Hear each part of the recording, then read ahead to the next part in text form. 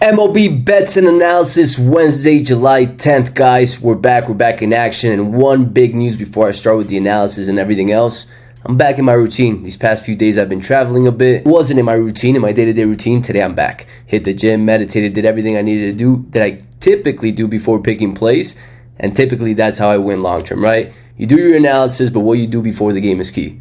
What you're doing, your habits, your workouts, reading, all that good stuff that puts you in a peak state to pick plays and pick winners. It's a big thing, guys. Energy is a big thing. Not a lot of people talk about it, but how you do one thing, you do everything. If you're working out, if you're reading, if you're doing what you know you need to do to grow, it's going to help you in your work. And in this case, sports picks, right? So as always, guys, if you guys are finding this show valuable, learning from it, winning, of course, 18-6 over our last 24, please like, please subscribe, please comment. As always, the more value you guys provide, the more value I will provide. Now, let's get this started, guys. As you guys can see, I'm in Wyoming, so I'm using BetMGM. I've loaded up the account with 3,000. So yesterday I ended up taking the Diamondbacks plus 1.5. That was my main play. It wasn't part of the analysis. I was out and about, and I got home late, and I ended up taking that play last minute, and it did lose, right? Now, the analysis itself went 2-2. Phillies dominated. They did have Harper and Schwarber back. I did that video 2 days ago, so a day before yesterday. So the lineups weren't really clear. So that's why I said that. I was basing it off the previous games, right? So that hit. The Rays dominated the Yankees, and then the other two did fall off. So 2-2 in the analysis. Now, the good part about today is I'm actually going to place the bet live in front of you like I promote the show now that I got BetMGM uploaded live and they verified all my accounts. So let's see if I can pull up here where my bets are. Because this is the first time I use this book, if I'm keeping it honest with you guys. So BetMGM, I'm using it. Yesterday I took the Diamondbacks plus 1.5. I'll just screenshot a ticket here for you guys. But as always, I'm going to go in and place the bet live in front here. So before I get into the analysis, one big key for you guys that are new to the show or just starting off, I do an analysis, right? And I typically do a process of elimination and come up with 3 to 4 games that I really like. But from those 3 to 4 games, I pick one, guys. I don't pick 4. So my analysis, I'm providing value to you guys and showing you guys how I analyze. Now, the record that you guys see in the thumbnail, 18-6, is based on the money I'm putting down, right? And that's what only matters, right? The bets that I'm taking. I'm analyzing it for you guys so you guys see how my thought process works with plays. But at the end of the day, the bet that I take right here today or every single day, like yesterday that I sent it in the chat, that's what's going to count towards the records. Other than that, it's just an analysis providing you guys more insight on how I look at things. So let's get to today, guys. As always, first thing we look at is OBP. Over the last 7 days, you got Minnesota Twins at the top of the board. They're playing extremely well. At the bottom, you got the Angels, the Braves, and I'm going to talk about the Braves right now because they're 29th, but they've been hitting well. And I'm going to show you guys something interesting, right? Because I look at OBP a lot. On-base percentage, I believe, is a key factor that shows you guys what team is trending upwards. You're getting more on base. Now, from that, Atlanta Braves have been cruising lately. They've been hitting really well. And one big factor about that is that they lead the way in home runs over the last 7 days with the Pittsburgh Pirates. 12 home runs in the last 7 days. That's a good deal. They're trending upwards and they don't have Acuna. RBI-wise as well, they're pretty high considering their OBP. They're 9th, right? So right now, the Braves are a power team. They're a team that not necessarily are hitting singles and doubles, but they're getting on base and hitting home runs. And that's putting them on the top of the board. And something that you guys got to look at when you're looking at OBP, right? Is the team at the top actually hitting? Because if they're not, then don't look at them to take them, right? You got to make sure that the OBP actually correlates, and it's kind of the same with RBIs, not home runs, but RBIs. They have to be rather even because that shows you a team that's getting on base and actually converting the runs, and those are the teams you guys want to take. So OBP here, you got Atlanta Braves. They're at the bottom half, actually the bottom 2, but overall, they're hitting well. Their RBIs top 10 and home runs top 3 right now over the last 7 days. A team to look out for, right? Just wanted to share that, and I've shared that a couple times, but I wanted to go over it again because it's critical. OBP matters significantly, but if they're not converting them to runs, they're leaving them on base, and they're going to probably end up losing the game, right? So that happened yesterday with the Diamondbacks. They had plenty of opportunities to convert, and they just didn't. And Atlanta hit a 3-run shot, Duval, and that pretty much ended the game. And that happens, right? So factor in home runs, Pittsburgh Pirates on the top right now as well, Atlanta Braves, Cincinnati Reds, Detroit Tigers, even though they're losing, and most likely in the bottom half as well. Let's pull it up. Well, at least they were. No, they climbed up over the last 7 days. Detroit's trending upwards, and I believe they're higher right now in the OBP because of yesterday's game. They put up 7 runs and almost caught up to Cleveland Guardians, but the Guardians did end up winning that game. Now, guys, that's something that I wanted to share with you guys. Key stat, right? If they're not high in OBP, check RBI and home runs. That's why Atlanta is winning games, because they're hitting home runs. And if you hit home runs with people on bases, you're going to win, right? So let's get to today's games, guys. I'm going to talk about 3 games that I'm analyzing and I'm looking at, and they're afternoon games, so you guys are going to be able to take these games and you guys are going to be able to see the best part, which is me placing my bet live in the BetMGM app. So I'm going to start off with Seattle versus San Diego Padres. It's actually one of the games I have highlighted here in my top 3. As always, guys, I tell you guys I make my own lines, and you guys asked me through the YouTube video, hey Fred, how do you make your own lines? There's no right or wrong answer. I pull up Google.com, I look at the pitching matchups, and I create my lines based on my experience and what I've seen over the last 7 to 15 days. Now, again, anybody can do this. And as a matter of fact, if you're newer to the game, if you're a newbie with MLB, it'll benefit you more because you're going to line games. For example, the Yankees, you probably lined them a lot higher yesterday. You probably had them minus 150, minus 160. And you see Vegas's line is at minus 120 or so. I think that's where the line ended. That's a big gap, and if there's such a big gap, typically that's a trappy game, or there's more work that you need to do and analyze to see how the pitching matchup is doing and all these little things. And sometimes it just takes doing the homework. Doesn't mean you have to watch every single game. It's more about the next day, analyzing what went on in each game, how the pitchers did, what hitters are getting hot, what bullpen is struggling, what bullpen is doing well. So it's not about sitting down and watching every day, every game, all game. It's more about analyzing it the day after, seeing what happened, and basing your lines off that. So wanted to answer that question because a lot of you guys asked that in the comments.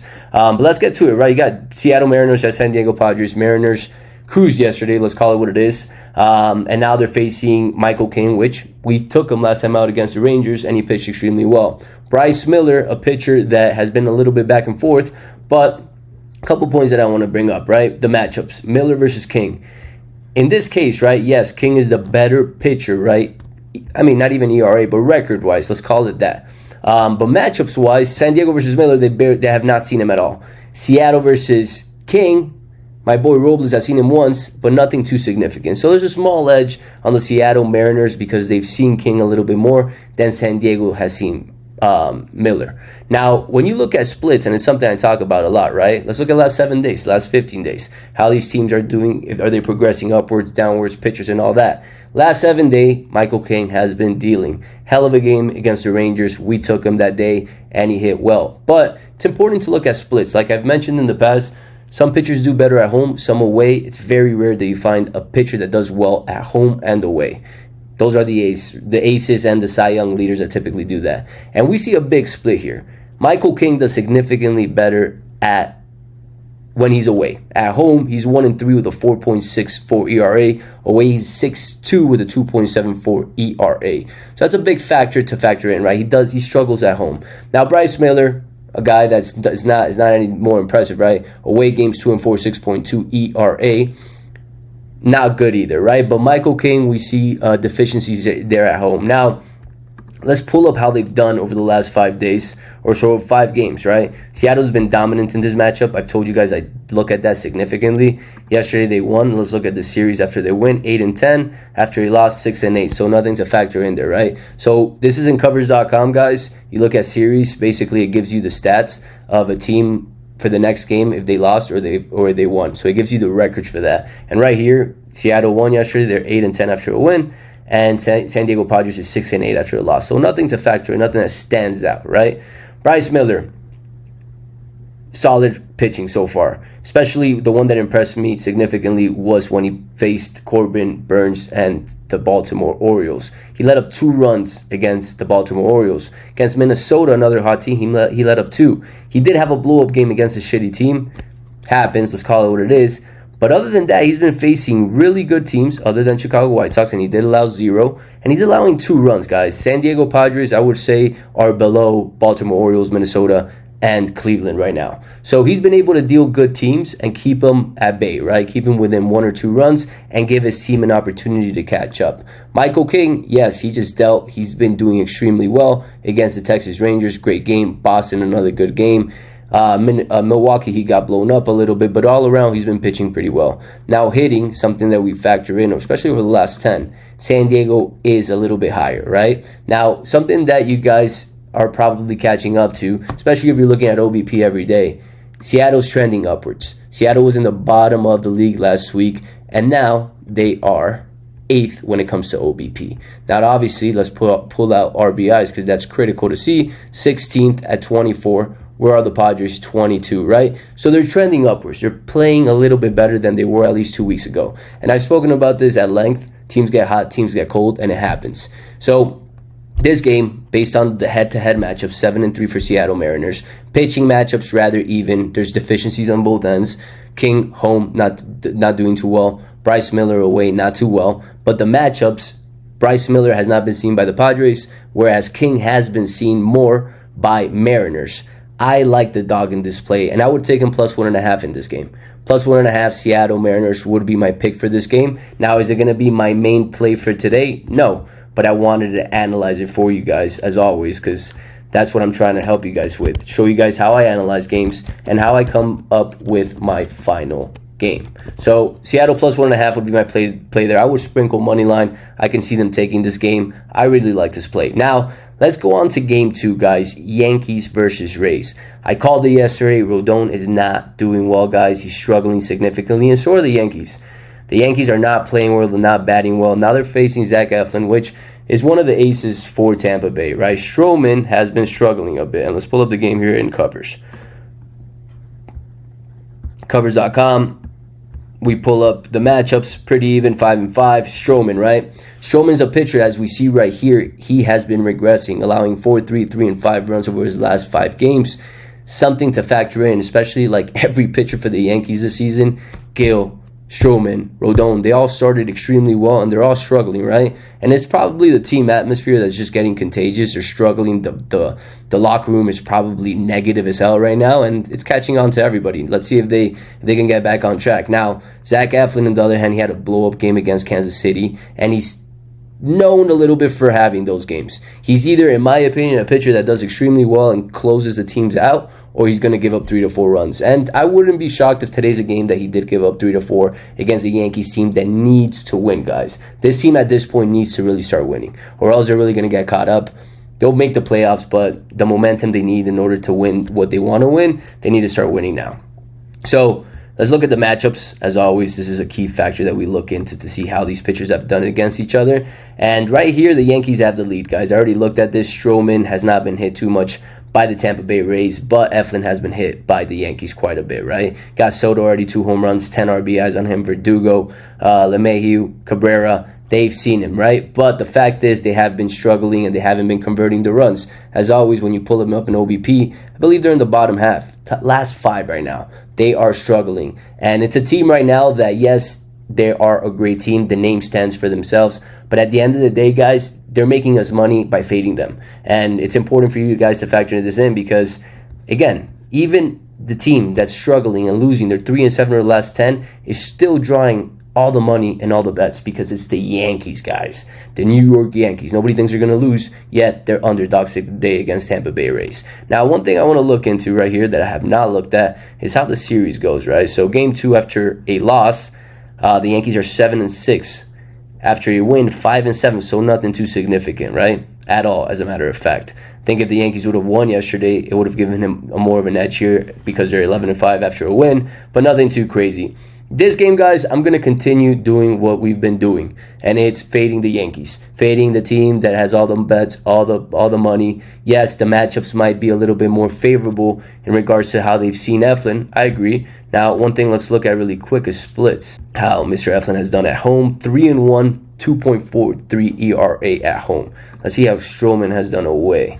Again, a big factor. Away, 5-1. He's doing better away than he's doing at home. But he has been regressing a little bit, guys, and you guys see it right here. 0-1, 2-1. His ERA has inflated a little bit over the last 2 months. He was at 1.67 ERA in May, 5.13 in June, July 9.0 ERA. So altogether, I like the Rays in this place. I'd take a money line just because the fact is the run line might be a little bit expensive. Now, for my main play of the day, guys, we spoke about the Phillies yesterday in length, how that was the first time you saw a game being lined like that against the Dodgers.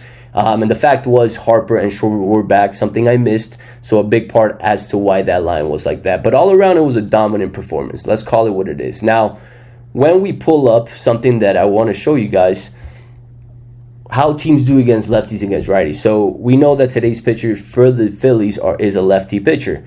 And the Dodgers dominate lefty pitchers, 24-9 versus lefty pitchers, 31-28 versus right-hand pitchers. So a big factor to think about, right? They're great against lefties. They lost yesterday. A team that's not known for losing too much, right? Now, let's pull up Christopher Sanchez. He is 5-1 with a 1.35 ERA at home. And then Gavin Stone is 9-2, guys. Gavin Stone's been pitching well. I believe he had a shutout game this season, and he's 6-1 away, right? So rather even. Now, as always, we pull up the matchups. The matchups show us a lot. Show us exactly what we need to be seeing. Tampa Bay, let's pull it up. Dodgers versus Phillies. So Dodgers have not really seen Phillies, and then Philly has not really seen Stone too much. But if you're going to give an edge here, you'd give it to Phillies because they have a couple RBIs against Stone, whereas Sanchez has been pretty much dominant, but he hasn't been seen too much by these guys, right? I mean, Freddie Freeman has not hit him. Hernandez has not hit him. Kike Ohtani has hit him once with an RBI. Now, today, he's a left-hand pitcher, guys. It's a game that the Dodgers lost yesterday. Both bullpens are rather rested. The Phillies didn't use their aces because they were up so much. And then the Dodgers didn't have to use too much of their best bullpen because they were down so much. And you're catching a team that's great, a team that's doing really well, a team that's now being faded by the public quite a bit. Not quite a bit, but I think this line is going to move a lot higher, the percentage and money, because they won 10-1. And then the public's perception is, wow, they won 10-1 against the Dodgers. The Dodgers are struggling. But I find this a very valuable play at plus 120 with a team that crushes lefties that just lost yesterday. Let's look at their splits really quick. After a loss, 8-3. After a win, 13-9. So typically they're known for bouncing back. I like to see that stat. Gavin Stone, only 4 runs in the last game. But other than that, he's been quite dominant. 0-2-3. Against Colorado, against Kansas City, against New York, right? He faced pretty well. Now let's look at Sanchez. Sanchez got destroyed by the Cubs last time out. Regression after 2 big games versus not too impressive opponents. Arizona is impressive. Marlins are not impressive. Let's call it what it is. San Diego 1 run. Against Boston, he let up 4 runs. So when he faces a team, right, what are Boston and Chicago? Well, Chicago, they blew up in that game, but Boston is known for holding the plate well and not striking out too much. And the Dodgers have that. They have veterans. They have Ohtani. They got Freeman. They got Hernandez.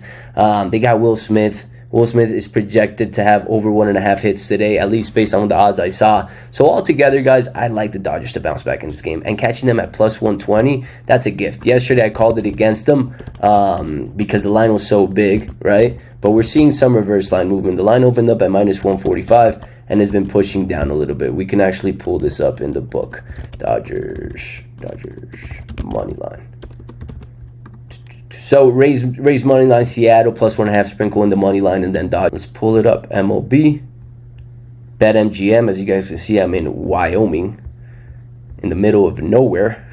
All right, so we're looking at our game. Dodgers plus 120. That's what we're going to be taking today's stake. We're going to take them for 3,000. As always, you guys can see to win 3,600. So total, I'll be collecting 6,600. So place bet. And let's wait for it to load. The bet has been placed, guys, as you guys can see right here.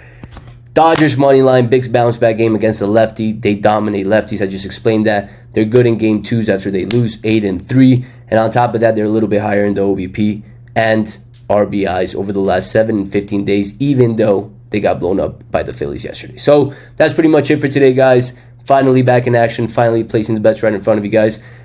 Showing you guys how a professional does this. And one thing before I let you guys go, please, as always, like, share, subscribe to the show if you're finding it valuable. And, guys, this is a marathon, not a sprint, right? Think long term. If you guys can't handle 1, 2, 3 losses, you guys are not meant for this. And in investing, losses happen, right? If you think long term, you're not going to be suffocated and destroyed over 1 loss, right? Over 2 losses. If you're thinking long term, it happens, right? You win long term. So something to factor in. Dodgers money line. We're going to make it 19-6 over our last 25 after this game hits, and I'll be back tomorrow.